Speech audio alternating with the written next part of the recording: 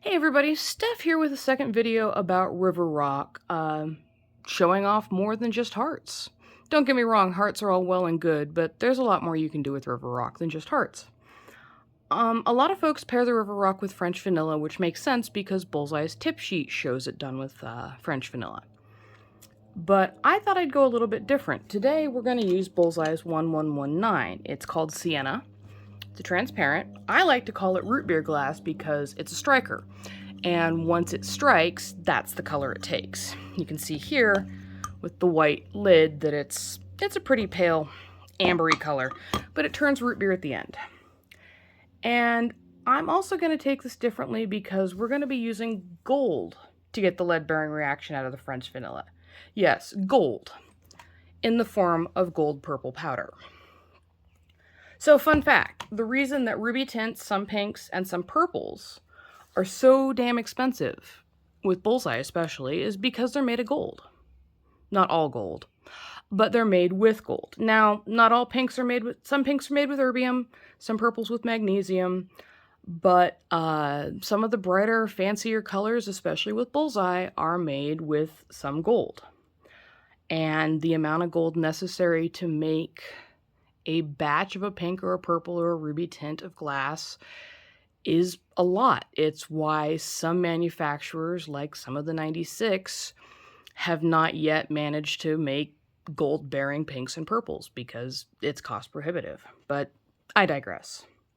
So today is gold purple because I thought it would be kind of fun to show you a different colored lead-bearing purple and see how the River Rock itself turns out, because it will look a little bit different. According to the Bullseye reaction chart, this is lead-bearing just like Sunset Coral, so it shouldn't be any different.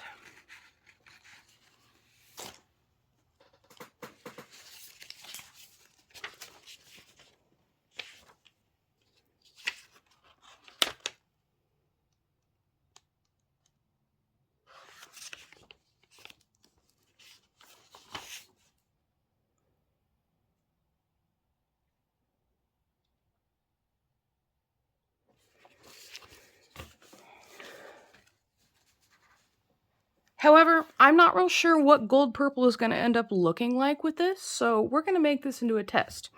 So it's only going to be a 5-inch plate. This is 5 inches of sienna, and it's going to have a bottom of 5 inches of standard tecta. I'm going to cut a channel through the sienna, and then we're going to put the River Rock and make it flow through. So now that I've got my two pieces, I am going to take my cutter, which I actually have nearby for a change, and starting on one corner, I'm just going to cut, if I can, a lazy wave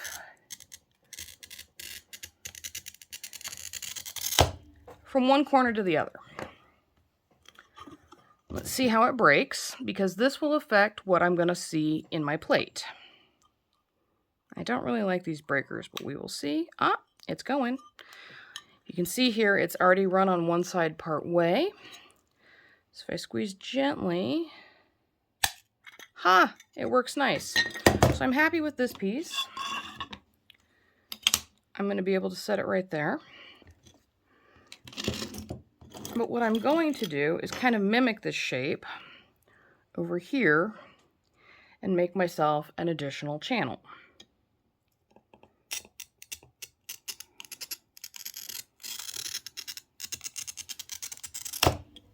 Doesn't have to be exact. I mean, it's a river, and rivers ebb and flow in their own shapes. So I'm going to try and break this too. See how the breakers work. Oh, and it worked today. The glass gods love me. First time for everything. So that's ultimately what it's going to look like. Now I'm going to grab some glass tack gel and glue it down.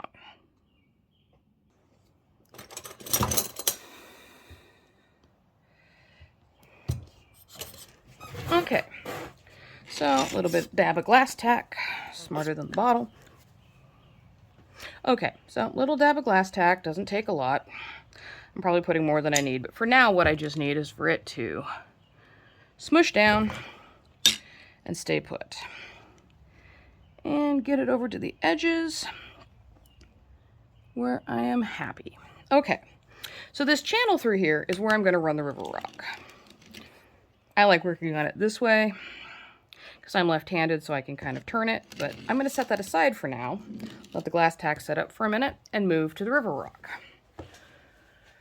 All right, river rock's easy. French vanilla frit in all sizes but powder, mixed with a lead-bearing powder. You use 5% of the total weight of frit in powder. So if this was a huge plate and I needed 10 ounces, I'd use half an ounce of powder. In this case, I'm going small. There's 3 ounces of river rock, so I'm using 3 ounces of this mix, which I've already have pre-mixed, and 0.15 ounces of gold purple. This is an even spread. Let's see if you can see it easier this way. An even spread of small, of fine, medium, and coarse. Generally, I like to go a little lighter on the fine, but today we're going to go even mix. For this, I pre-measured just because it's easier. But for the powder, I'll show you how I set it up. I'm using a jeweler's scale off Amazon. I tear it out. And then I have my teeny tiny little frit spoon that I use. And I just scoop frit until I get, well, powder, until I get 0.15 ounces, which should be about 3 scoops worth. Well, there's 1 for 1, and you don't have to be exact. See, that's 156. I'm going to go all, like, anal retentive and get 151, and that's good enough. Okay, so that's enough there. Powder aside, scale off, scale out of the way. So now what you need to do is wet your frit. And here's where you're going to judge me. You should use water. I use glass cleaner. I use glass cleaner because I am lazy. It is in my shop. And I don't feel like going out and finding a spray bottle to put water in. Plus, my water sucks. It turns everything orange. So, don't judge. Also, don't use glass cleaner. Don't take after me because I don't want your project ruined because you did what I did and it didn't turn out for you.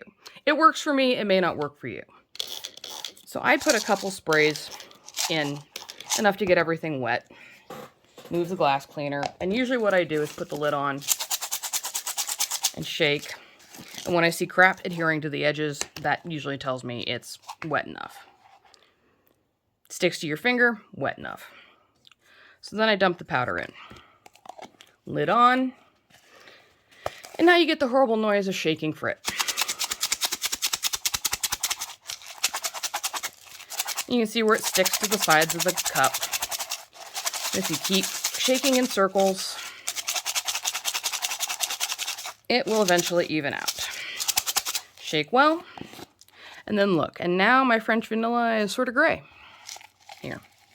It's easier to see out. Kind of gray. That's what you want. So, bring your plate back. Wang. Sorry. I really got to get something better than a gooseneck for this. And I'm going to dump it back in the lid because I am lazy and want something easier to work out of. And using my tiny frit spoon and a bit of glass tack gel to work on the edges. This way it'll keep it from falling off the edge. I am going to start laying it in this channel. Now, keep in mind your glass wants to be art glass as I bang the camera again. Art glass wants to be 6mm thick, at least Bullseye, and I'm pretty sure System 86. So you don't need to go super thick with this because you've already got 3mm of Tecta. So you probably don't want to leave big piles like that. Granted, there's plenty of air, it's frit. And it might melt down, but if you leave really big piles, eventually what it's going to do is ruin these nice clean lines you have and push out and make sort of a blobby mess. And then you're not going to have a nice square bowl. You're going to have blobs that might need cold working. They're going to be bulgy edges. I mean, if you like that, great. But your plate's not going to have straight lines, and if that's what you're going for, you're going to be disappointed. Now, granted, if you're okay with the bulgy lines, then hey, go for it. I'm not your mother. So, you know, and glass is art, and you're free to do what you wish. You know, I'm not going to reach through the camera and smack you for choosing your own path here. We are all working with glass in our own ways.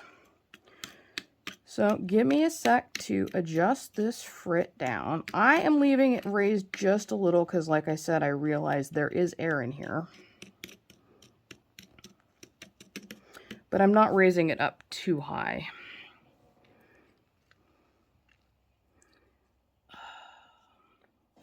You know, I guess I should get it laid out and then try and clean it up, because I'm just going to be moving everything around and making a huge mess anyway.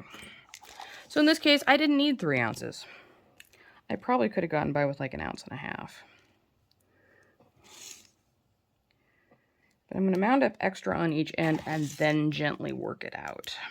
And then I'll sweep my desk and clean it up from there. And good, I am in frame. I'm trying to get better about camera not sucking as much. So see, that right there is a fingertip higher than the rest of it. That's way higher than it needs to be. So I'm going to kind of tamp it down, scoop it up, toss it back in there. And lay it to where it's just, you know, maybe 1 millimeter above where it needs to go. Pretty much, if I could lay a piece of scrap glass down, it should be taller than the frit that I'm trying to deal with. So that's where I'm pushing frit out. So a lot of that has to go. And I'll clean up my desk later. This is my old desk from college.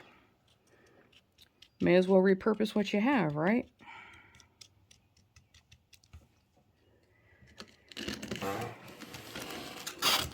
Use the glass to shove it out of the way. Okay.